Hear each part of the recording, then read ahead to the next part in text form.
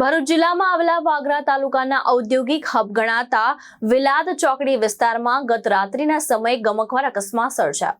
વિલાદ ચોકડી પાસે આવેલી નવી નગરી નજીકથી પસાર થઈ રહેલી એક નીલગાયને પૂરપાટ ઝડપે આવી રહેલા અજાણ્યા ટ્રક ચાલકે અડફેટે લેતા અરેરાટી વ્યાપી ગઈ હતી. અકસ્માત એટલો ગંભીર હતો કે ભારેખમ ટ્રકની ટક્કર વાગતા જ નીલગાય રોડ પર ફસડાઈ પડી હતી.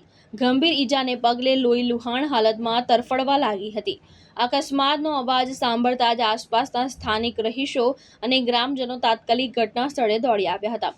રસ્તાની વચ્ચે લોહી લુહાણ હાલતમાં તરફડતી નીલગાયને જોઈને ગ્રામજનોમાં અરેરાટી વ્યાપી ગઈ હતી.